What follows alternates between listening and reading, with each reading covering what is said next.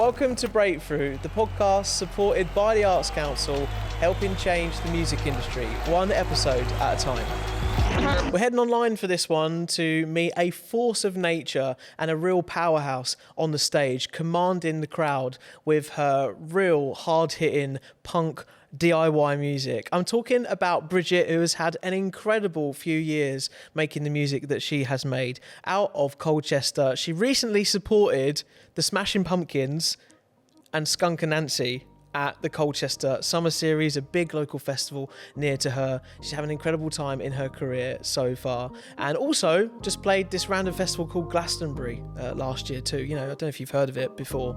There's so much to get into in this conversation. We chat about all the beginnings of where she's got to now and a lot of her trademarks along the way. So I can't wait for you to listen and get into this episode. Let's do it.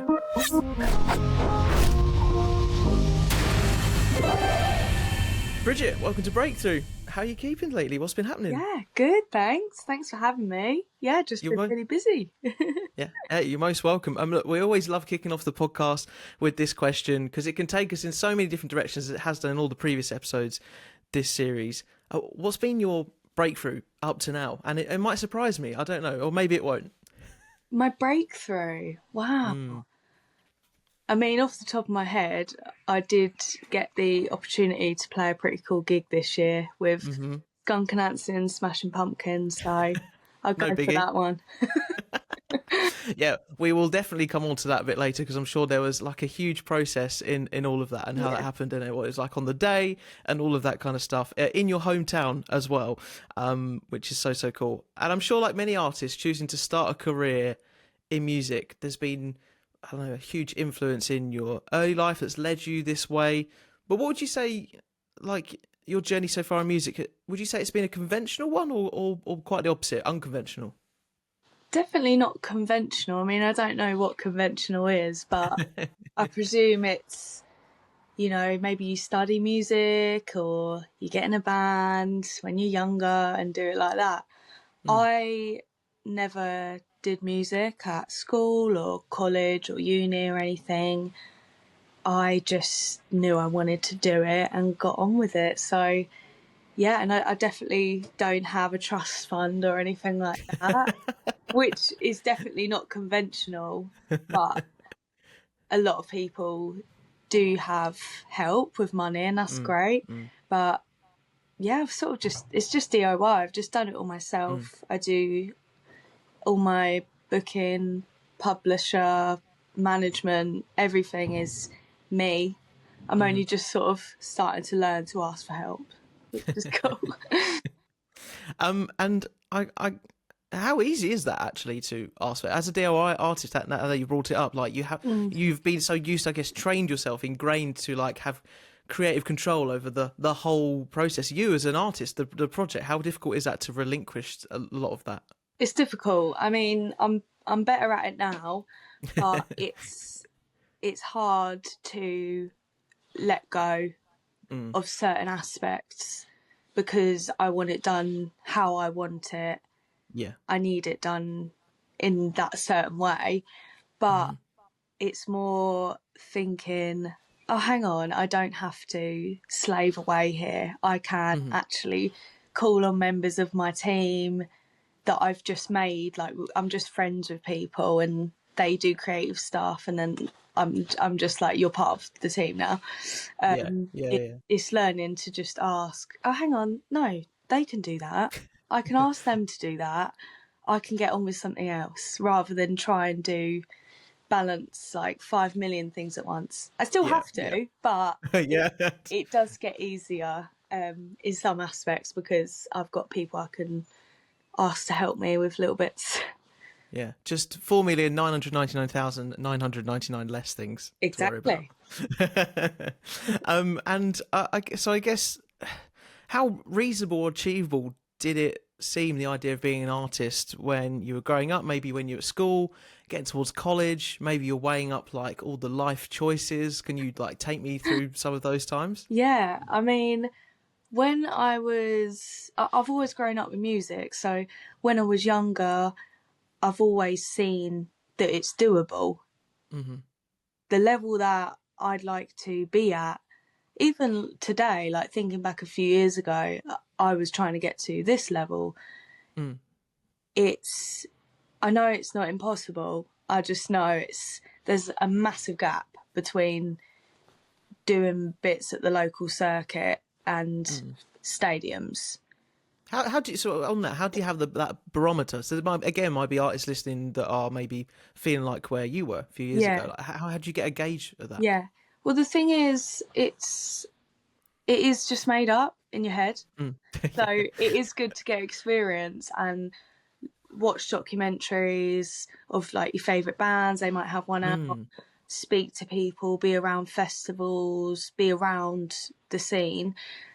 But yeah, when you first start, you think you're thinking about the next big thing, what it will be for you. You truly don't actually have any idea of what it can be. You know, like when you look back and think, oh, I was absolutely putting all my effort and all to get to this stage. But it's nice to remember that when you're feeling, oh, I can't really see any reward or I feel down or unsuccessful. It's you look back and you think, oh, actually, I have done quite a lot. I just can't see it right there. And yeah, I mean, I know I speak for probably a lot of DIY independent artists when I say this, but you always thinking, right, what can I do? I can do more. I can do more. So it's difficult, and it's obviously all over social media and stuff, and you can get drawn into comparing yourself to people and what they're up to. But I think I always just saw people in bands doing music and thought, if they can do it, I can do it. And I just feel inspired by different artists that just have that passion and that drive to do it. And I just think, what would they do in this situation? And then that's kind of how I am with it. So I know it's not impossible, but I know it's hard. It's definitely hard. Yeah. No, and then channel some of that across. You were talking about having the whole DIY control of you as an artist. What does Bridget want? What is Bridget all about? What would Bridget like to like aspire to? And how close are they to kind of maybe like the dreams you had when you were a kid growing up and a bit younger? Well, like I said, it's only moments like this really that make me realise, oh, I actually... Don't be silly. This is not a moment. No, but you make me stop and think, oh, I actually would have wished to be in this position a year ago, 2 years ago, or when I was younger, like 10 or something. So that's pretty cool. But it's really difficult to stop and notice how far you've come. But I was talking about this the other night, actually. My dream would be, I don't care sort of numbers and how big or the biggest stage. I'd feel fulfilled if the crowd is like, I can just feel their energy coming to me and my energy is going to them. Because I was talking about lots of people when they first get on their stadium support tours or these big stages and you go up a notch. It's awesome. I've not obviously done a full stadium tour yet, but hit me up if you need an opener. But it's still sometimes not going to be as rewarding to you as a tiny little gig you've done in your local town or at a festival where everyone's there to see you and enjoy your sound and you just feed off of it. I think my dream would be to do that on a bigger scale, pretty much. Yeah. And you talk about a lot of these influences, these documentaries that you've like been watching. Like, what legendary bands, artists, maybe even that are some at your level? Like, who do you tap into and try and draw from? I tell you what, my main inspiration is actually Lady Gaga. Not a bad one. I love her. She's just awesome. She just literally does what she wants because that's her vision. That's what's happening. She has to cut off other aspects of her life and She's just really strong. I'd love to meet her. I just think she's brilliant. She's really cool. When I feel moments of weakness or I feel like I'm being a bit indecisive or weak or getting that critic, which all artists have, very much so, that's one of those moments where I do think, hang on a minute, what would Lady Gaga do? So I love Lady Gaga. I am very inspired by Amy Taylor from A Mill and the Sniffers. Again, it's the same thing. It's just, no, this is what I want to do, because for some reason my body and mind needs to do this creative thing. And she does it. Yeah. Yeah. Are your Instagram and TikTok just filled with them two then? Just all the time? I only went and saw them at Ali Pali. Oh wow, that must have been insane. Yeah. I've seen them like 4 times now. But okay. She's doing what I hope to do in a different font, yeah. Becoming a bit of a super fan then. And trying to, and you're holding up a banner just like, support, I'm Bridget, support me. I did consider it, yeah. Yeah. Help! Or rather, I'll support you, rather. And I don't know, like this. So, of course, out of those two influences there, we're getting just kind of like the freedom to what you want to express as an artist, which I guess Lady Gaga epitomises more than anyone. And Owl and the Sniffers, I guess, is kind of going down the DIY punk route, which, of course, if people go onto your TikTok, go onto Spotify, wherever they listen to your music, that is very much like the heavier side of your music. So, where I read somewhere that you've been a gardener before, how did that? Those two. Where did you read that? But yeah, I did. I found it somewhere. Dark times. No, that was good times actually. Yeah, that was, funnily enough, it was through a mutual friend a couple of years ago. I needed extras for my very first music video for The Drive, the one that people most commonly know as "Where's My Money, Where's My Car." Yeah. And she came along and we were just chatting in between takes. She had to lay across my lap blowing bubbles. It was like a house party scene. And yeah, in between takes, I was asking about a day job. She said she was a gardener. I said, I'm looking for a job. Boom. I was a gardener for a year. Yeah. So you know your dandelions between your daisies then? I tell you what, I do notice weeds a lot more. If you've got weeds, I'm like, I can see that. I want to pull it out the ground. Yeah, I'm a bit of jack of all trades. But that's I like what we that. like. Yeah.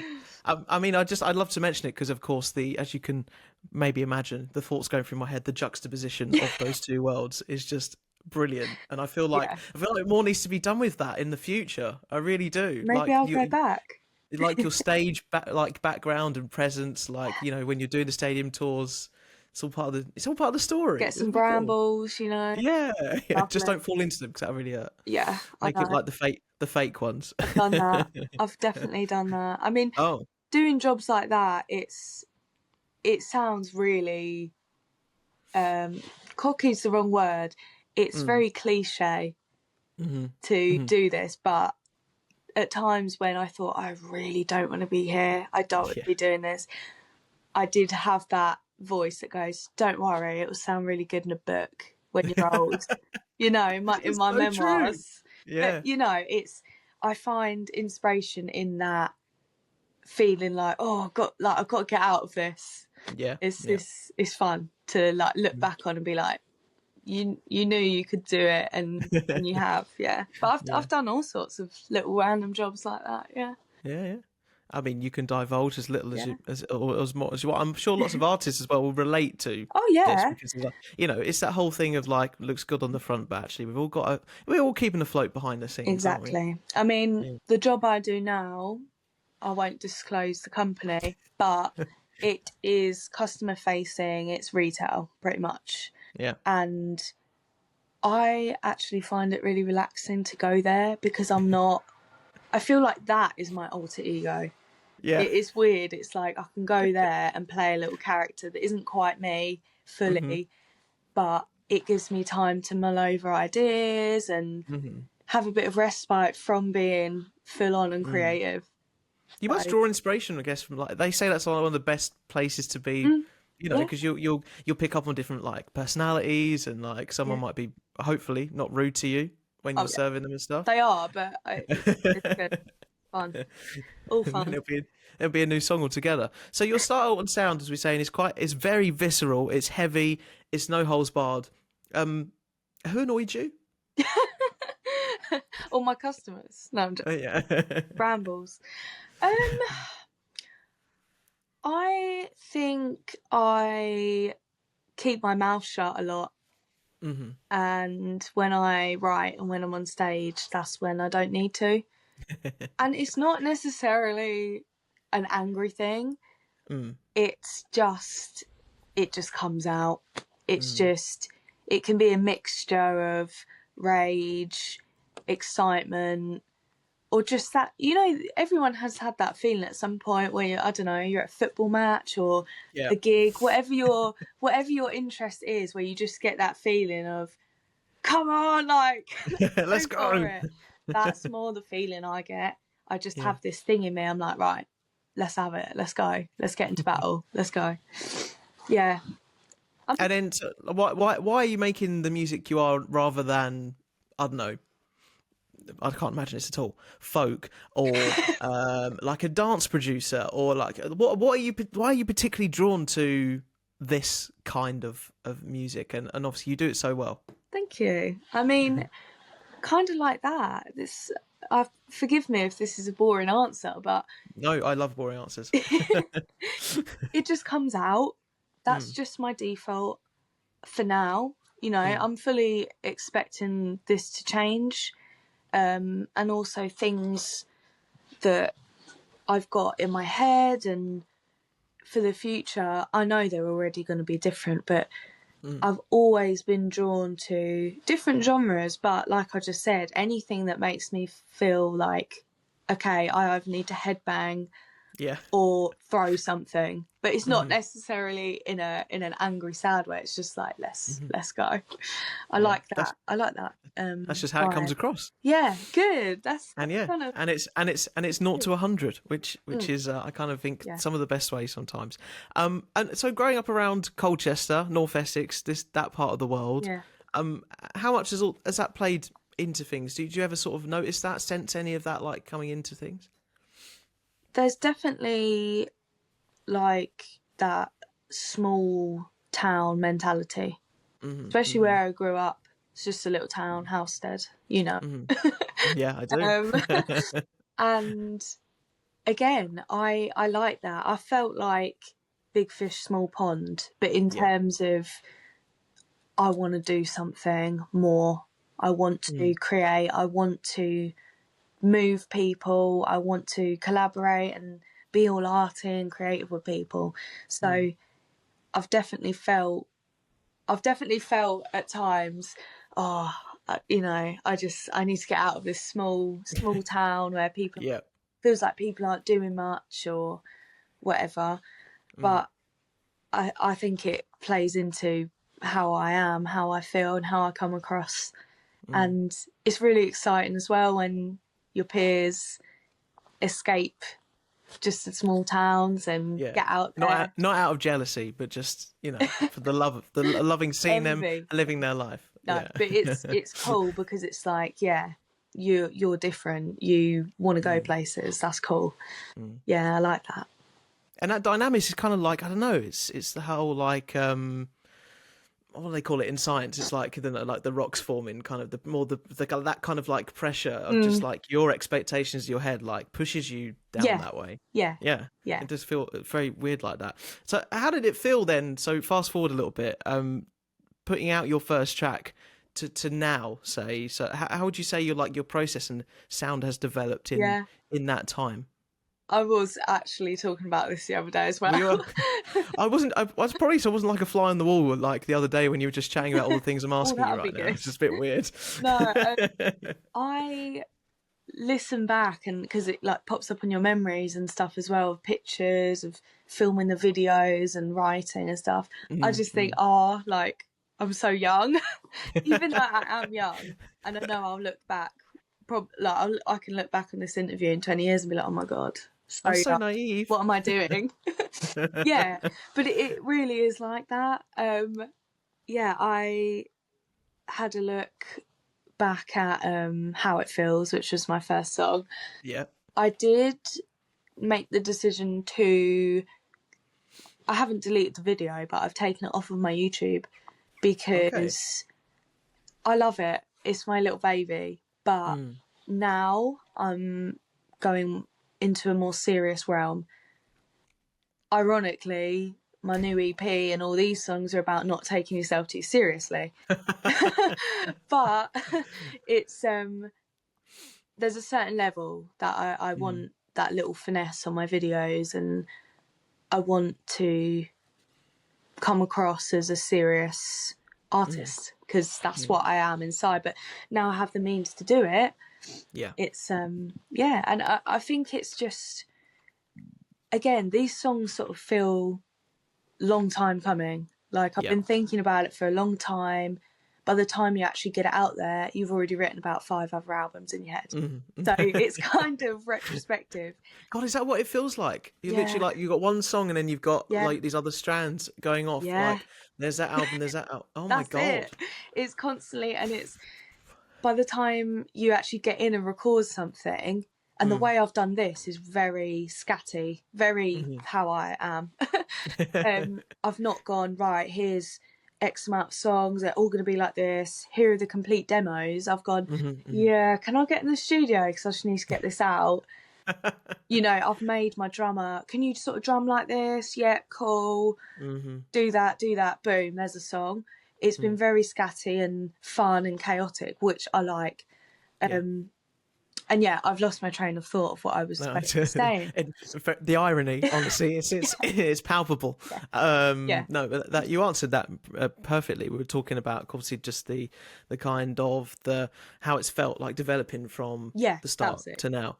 And then, so how much do you work on your tracks in a solo sense versus then working with others to get the finished project, which you were kind of just sort of touching on there? It's kind of, is it just like an impulsive thing, like, please, I need some other person to bounce off right now?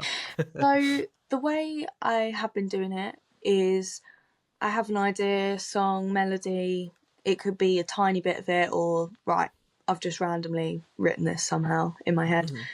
And I take my acoustic guitar, figure out some chords, or figure out what note I'm singing rather, and make a little bit of structure.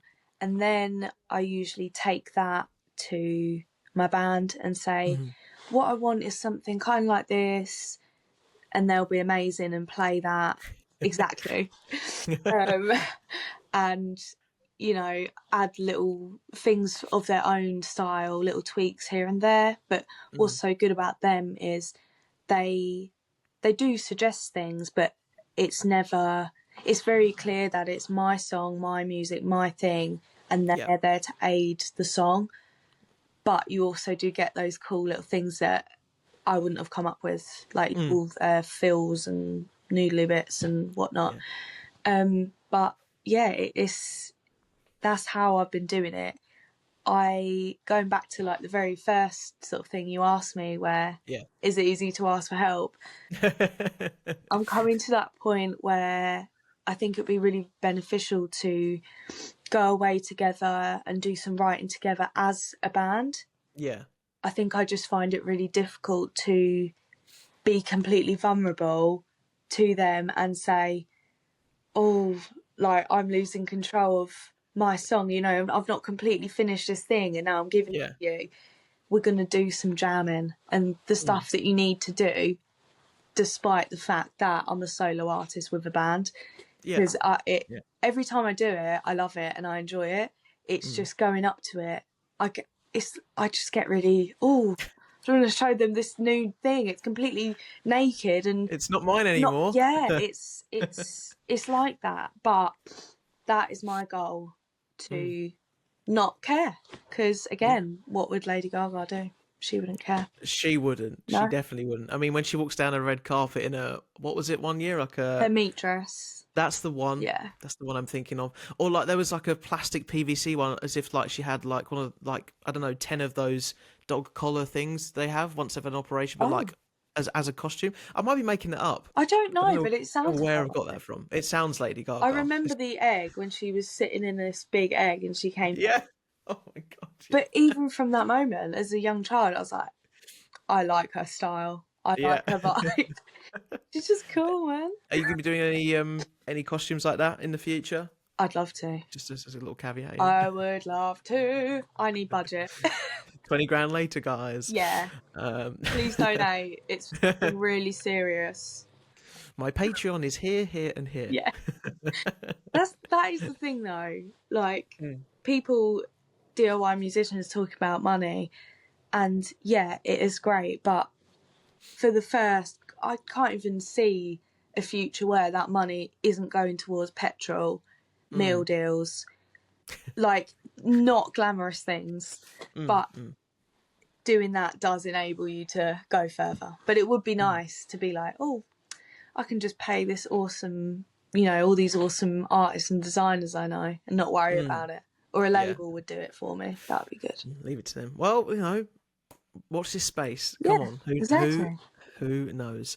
I'm talking of like working in the studio and things like that, and working the band. I know in the studio sometimes working with Tom Donovan and Monster Florence, who has had the likes of Izzy Bizzu, Anorak Patch, who are sort of like a still up and coming band. Miles Kane, Busted, who are on tour right now, and just nice and topical. What is it like working with someone who has that experience? Like, can you really feel that come across? So Tom's a funny one. He won't mind me saying that. We just get on really well in a creative sense. It's literally like I can't explain it any other way. Give it a go. Do that. Yeah, that's pretty much it. When you work with Tom, and it doesn't matter how famous you are, how nervous you are, because I've been in there different times, like not recording myself, and he tells me stories about who he's working with. It doesn't matter. His sole goal is no ego, no agenda. Yeah. What do you want your song to be? And that's why I like working with him. Highly recommend.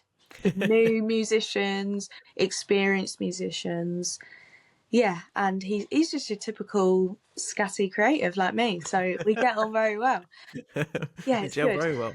Good and how rare is like that to come across in the time you've been doing music, to find people like that? That, of course, because we're in a creative industry, like as much as we might not admit it, is an air of egos around. 100%. And I'm not saying one person or the other, but that those kind of just naturally clash, don't they? Yeah, I think it just depends on the sort of human you are. Depends what the task is in hand, if you want to deal with someone like that or not. For me, I don't, so I won't. Tick. Yeah, I mean, I am scared of the day that it is scary, like the day that I might have to work with someone else or whatever, because I don't want to. I like it, but I know that, it might be necessary, or I might be introduced to more people like that. I think if it feels right, it's right. Yeah. I've come on now to two incredible moments that have happened for you in the last couple of years, and that you might have wanted to talk to me about in the last 26 or so minutes. Let's just address, let's work in chronological order, the fact that you get to play the mother of all festivals, Glastonbury. What is it like for an artist like yourself? We've been talking about the DIY thing, who's maybe dreamed of this from the start of their career, to then only have like a sort of 2 or 3 years into all of that, like releasing. It just must be like euphoria. It must be amazing. When I found out, it was euphoria. It was like, whoa, okay, cool, we're doing this. But then straight away, for me, that drive kicks in of like, right, let's get planning. It just becomes work. Yeah. But not in a sense of I don't enjoy the moment or the festival itself or anything. But yeah, it's important, and I think it's also because someone mentioned this to me the other day. It's because I don't necessarily see that as I've peaked. That's it. Yeah. I'm just like, this is awesome. What's next? So it was amazing to do that DIY. You talk to me about like the moment and how those kind of things happen? Because I mean, am I right in saying it was like because you were playing quite a few festivals, you were then sort of like scouting in a lot of ways. So that's been like kind of how quite a few opportunities have happened for you, right? Exactly. So where I haven't got much music out or much music that I feel like at the moment, most of my stuff that's out is old Bridget, you know, it's old, it's boring, it's gone, bye. See ya. But yeah, much of my praise and successes have come from live show and word of mouth. And someone asked, that's the first thing some people ask you, they're like, how did you get that sort of thing? And I just say, put on a killer show, someone sees it, you never know what happens. Now, if you can prove that you can stand your ground or you can work a big stage and have fun and you're easy to work with, there's no limit of what you can do.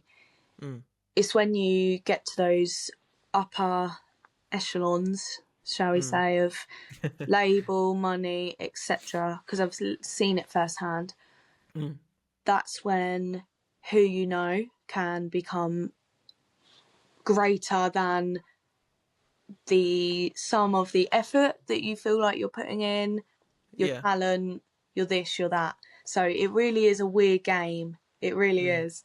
But put on a killer show, let people see it, and things come your way eventually. So did someone scout you then? Was it long before all of, like, you got a call, or was it pretty quick? How did that come together? The year before, I'd played at Beautiful Days Festival for the first time, and I played on the Bimble Inn stage. Biggest bunch of lovely hippies you'll ever meet in your life. They just live in the fields. They've been doing it for years and years. They run a really tight ship. It's great. So I played there, and then they said, thank you, do you want to come and do some more festivals? And then I found out that their stage goes to Glastonbury. So I was like, oh, that's cool. Didn't think anything of it. I just thought, oh, I've played, I've done it to the best of my ability. I wasn't playing it to do that. And then we had a chat about it. It's just a passing comment.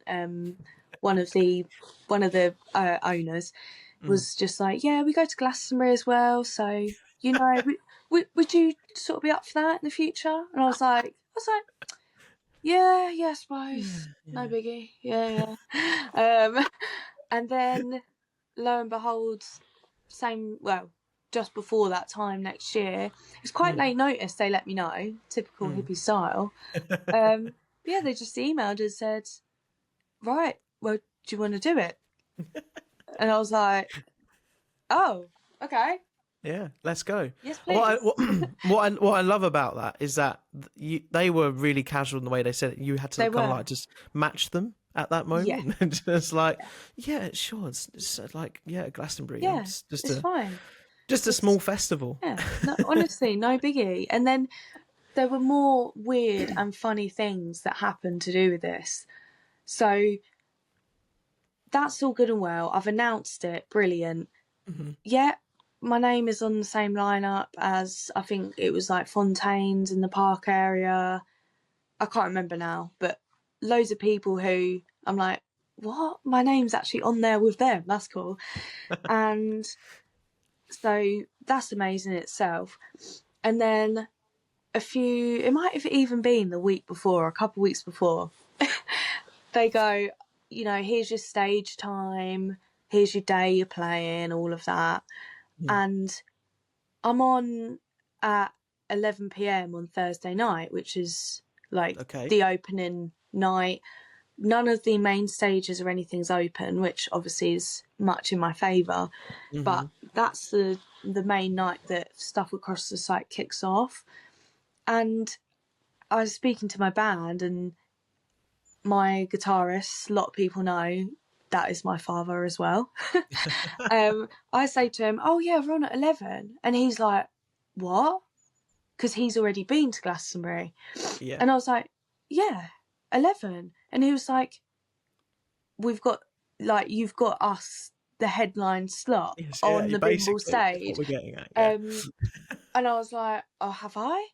Yeah. Turns out I did, yeah. And, the tent's rammed. And after we do the show, I'm thinking, I really recognise some of these people walking around here as well. And it was, who was it? So I think Bez watched some of my set. Wow, from Happy Mondays. Yeah, that's cool. Bit random. And yeah. And then it was, I'm pretty sure it was Orbital were on after me. And I was just like, what is going on? Wow. But yeah, it's all about the vibe you bring. It doesn't matter if you're not, got a massive following or this or that. You get the room moving, you're great. Yeah. And I just enjoyed it. And yeah, it's really special. I love that tent. Love it. I hope you go back. It sounds incredible. Yeah, it's so cool. Check out the Bimble Inn, because they are great. They just, all genres, anything you like, all ages. They're really cool. I think I need to do the typical thing with Glastonbury. I was so stupid last year. I was waiting in the queue for the tickets, like when they went live. Yeah. But I didn't enter the ballot to be in that queue. So I was in a queue like, I don't know what even like that equivalent of that is. I'm in a queue for like a toll, like you're going through to the next, like into Europe or something, but it's not open. It's not open. Yeah, all that. Yeah. Yes, I was just like, wow. Yeah, I need to improve my Glasto ticket poaching, whatever the system is, and then of course one moment after another, I have to of course bring up your hometown show with Skunk and Anansie and the Smashing Pumpkins, which again, like, was it equally as crazy as how Glastonbury came together, or was it a bit different? It was different. It was more completely out of the blue. More so, okay. Yeah, and I was at my place of work and I looked down at my phone, and again, very, very casual message. Oh, I've got a spot for you. Would you be interested? Hang on. Yeah. Guys, can you just cover out the front? I need to just nip off for a sec. And yeah, I just couldn't believe it. I could believe it because I think, that's a good fit. But at the same time, when you read that text and you suddenly get that euphoria, like you were saying, of, oh, this is actually going to happen. Skunk and Anansie I've listened to since I was tiny. So, and Skin, that she's like one of my idols. So for me, that was probably what I was most excited for from that moment. And then just to say the Smashing Pumpkins, the Smashing Pumpkins, and it was just a bit mental. My boss was really lovely. Let me go outside, call my parents. I just said it really calmly. I was like, yeah, by the way. And yeah, I mean, these things are crazy, but I'm already thinking, I can't wait to do more. I love the randomness. I love the excitement of it all. It's just great. Yeah. Yeah. Had people like heard you, like, just because in the Colchester area? I think this was part of the Colchester Summer Series, is a big like series of shows for a number of weeks, and people had just heard about what you were doing. Was it as simple as that? Pretty much, yeah. Great. Yeah, like I said, if you keep on doing shows, pushing everything you do, people do start to notice. And I think the thing about what I do is I'm not doing it so people notice me. I'm not doing it for approval of such. It's just, I have to do this. I don't know. I was just born to get creative things out, and people start to notice if you keep shouting, pretty much. So it was a really nice bit of tangible recognition of everything you are doing is paying off. Yeah. Because you forget to look back and go, oh, I've actually done quite a lot and put quite a lot of effort in there. And I was just so happy as well. Like other people got on the local lineups, you know, that wouldn't otherwise have had that opportunity. So it's just brilliant. Like if I emailed the Smashing Pumpkins myself and was like, hi, can I hop on? Probably wouldn't have even been read, probably been in the spam folder. So to have Summer Series saying, yeah, we're going to do this show, but you're going to have local acts on, I think that's really good of them. Really cool. Yeah. So, What was it like backstage then? I mean, you always hear about artists supporting other artists, and I guess at that point, everyone is to a degree like on the same page, the same level again.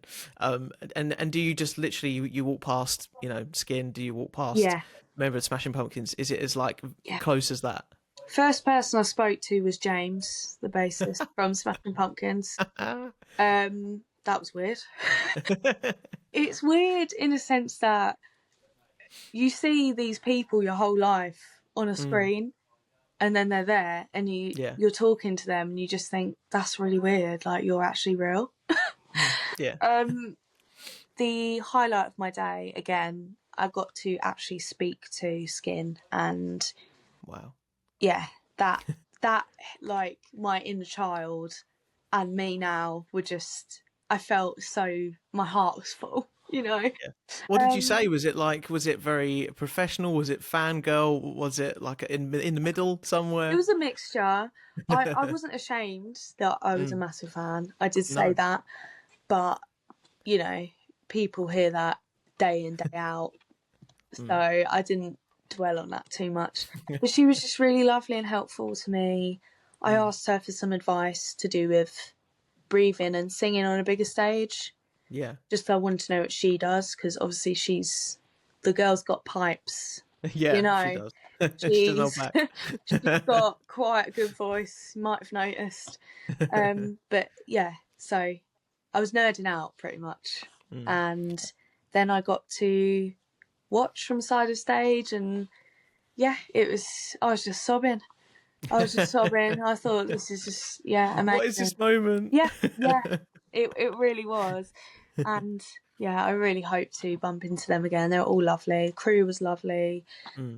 Smashing Pumpkins.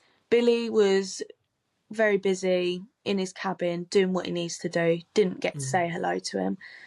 But rest of the band, all really supportive again, really lovely. All came out, said good luck, well done, watch me. You know, it was, like I say, I really do like places where there's no ego. And they've all been there, done it, seen it. That's why they are successful in my mind. It's because there's no faff, you know, it's just, we love music, we do music.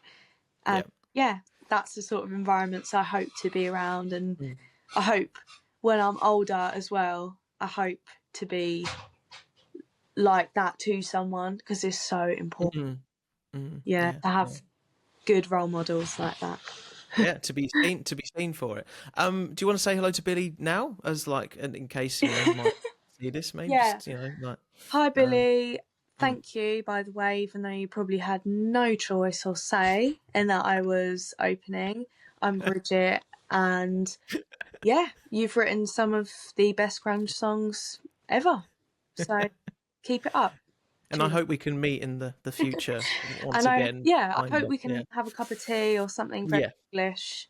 I saw that they all went and had fish and chips, so of course they did. I was like, I think you've done England. I did. Do you know what one of my favourite achievements was of the day?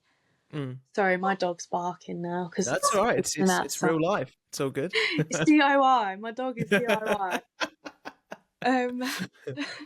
I managed to get them to mention Towie on stage. That's impressive. So I thought that was cool. Because it's probably, again, not in their world in the slightest at all. No.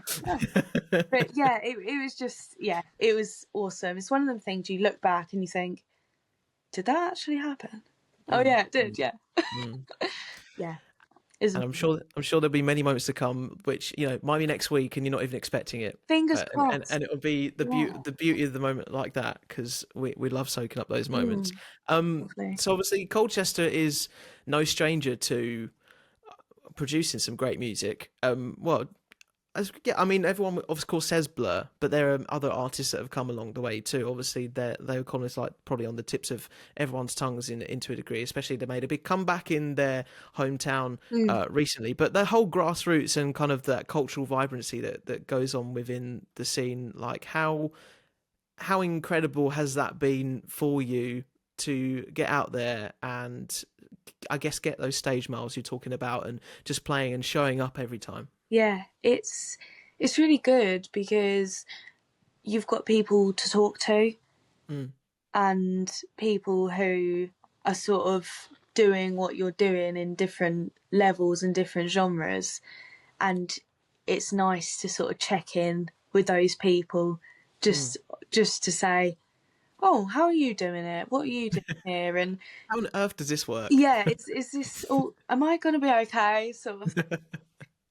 Or maybe they might come to you and say, am I doing okay? And you're like, yeah, duh. It's going well. Yeah, I think I'm really excited to see what the kids who are in college now and just left going to uni are doing, because it's like it kind of went dead for a bit, but every kid, because I was involved with doing one of the heats of the Battle of the Bands at Oh yeah, I love Colchester. those. I love It those was competitions. so good. I'm so excited to see what they all do, especially as they go off to uni and what bands they form. But I do feel like the heavier genre is really, really popular with everyone. Oh, that's good. I Like mean, I thought you was going to say it's lacking, but no, that's good. they honestly, they will mosh to literally me going like this. Peppa Pig. They're like, yeah, yeah. They just love the vibes. They're just here for a party. It's great. They've got very good stamina, and I did feel old watching them because I did think, I can't keep up. yeah, I thought, how did I used to do that? But they just bounce up and down for like an hour, no problem. Yeah, I'm You've getting on. Yeah, you've graduated now. I You're the know. orchestrator, so you've Yeah. been there and through it. Yeah. Penultimate question, linking on to that, and like with the different stages and festivals and scenes that you've played in, because I think you play across the border in Suffolk a little bit as well, right? In Ipswich Yeah, sometimes. yeah. Yeah, I've done a couple shows there this year. I'm just yeah. starting to fake it. Mm. Yeah. But in whichever scene you are in, how vibrant or restoring does everything feel in recent years? Obviously, there's this big conversation, big part of why we do the podcast and that kind of thing. How does it feel from your point of view? Yeah. I mean, locally, I'm really lucky.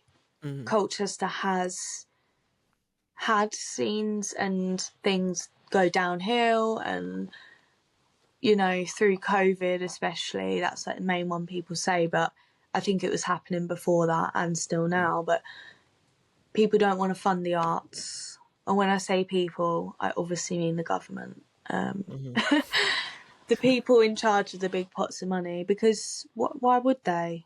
Why would they? It makes people happy, makes people expressive, makes people free. So why would they? But Colchester's really, really lucky in the fact that you've got Coda, you've got the Bull, you've got Three Wise Monkeys, you've got Brew House, you've got loads of little venues that's where it all starts. That's where it breeds that passion, and some people will, like I say, go off to uni and pursue it. Some people won't. Some people come back to it, but that's like the core memory makers. I think it's important. When I travel out to other cities, everything is just so expensive, that it makes it really difficult for people to tour. It just makes it really hard. It's really difficult to sustain music, pretty much. I don't think there's not many people who, even though they're extremely successful, they're signed, they've got label money coming in, they still have to work on the side. Yeah, You know, there's just not enough. But I do think it's getting better. Like Ireland just announced that, I saw this. yeah, Yeah. that they're gonna pay their musicians just sort of, you know, standard stuff. But It was like $1,000 a month or something, yeah, €1,000, I think. I think it's like 1,500 or Yeah, something, something like that. something substantial that you can live off. You might want to do other stuff as well, obviously, but something solid and reliable that you know is coming in every month. I think that my generation and up all see how this model works and think it's brilliant. So hopefully, as things progress, I think that will come in more. But it is really difficult. You can literally see towns, cities, they're run down. There's like businesses closing down everywhere. You know that people are putting rent up, so venues can't afford to stay open. It is bad. It's a crisis. But I also have that little bit in me that's like, I do quite like that, because I do think, the best music and movements will come from that. So it's kind of like a balance of, I don't want people having mental breakdowns, including myself. No, of course not, no. Because that is not good and very stressful. But I do feel some sort of comfort from it of like, it's all going to be all right. I think there's going to be some cool art come out of it.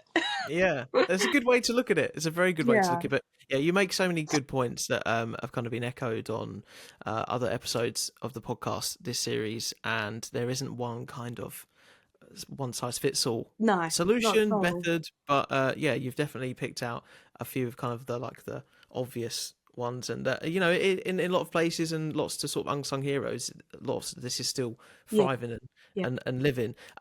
Final question. Thank you so much for being on the pod, by the way, and having a chat with me. What are you most excited about for future projects in 2026? Because you've kind of been saying throughout this that you feel like there's very much an old Bridget that has existed, and you feel really kind of raring to go into this kind of new era right now. I do, yeah. I will have a new EP coming out. It's called For the Hell of It. Oh, and here we go. Yeah, it's just all about doing stuff just for fun, for the hell of it. The music I've made, I've done it with that attitude. The songs, I hope, give off that attitude. And yeah, I thought I just don't want it to be too in-depth and thought about, because that's just how I felt. Next thing I do might be, because that's how I feel. I'm excited for that. I would like to do a lot of shows, touring that, hopefully get on some support tours. Like I say, it is really hard because some people can't afford to go on tour, therefore they can't afford supports, or they have to have a different support every night, or local or whatnot. But yeah, I want to have fun. And I want other people and my audiences to feel comfy, inspired. It's just a little space you can come and nothing matters for a moment. You can just have a laugh. Whilst headbanging and, you know, exactly. Let it all out. Yeah. I think that's what I'm going for anyway. It sounds like a good mantra to me. Bridget, it's been an absolute pleasure to get to know you a bit better on the podcast. Thank you so much for coming on and being on Breakthrough. Can we finish on a Lady Gaga quote? I'm trying to think of yes. one. Yes, go on. One of her best ones. I've forgotten her name, but it was one of the, not Sugar Babes, the girl from Girls Aloud, the red-haired one. Not Georgia. Someone asks her, do you know who I mean? Yes, I do know, yes. Someone asks her, oh no, wait, she called Nicole. Nicole, yes, Nicole. Sorry. Yeah. He asks her if she could do one thing and it have no consequence or anything, what would it be? And she's got her glasses on, she's just stone cold, and she just sits there and she just goes, die. And it's just so arty. I just love it. And to do a quick another one, because I'm a little bit of a nerd on this. Yeah. She also says something along the lines of, I'm going to be an effing star. And she was. and hear you well as well. Here I am. There you go. Bridget, thank you so much.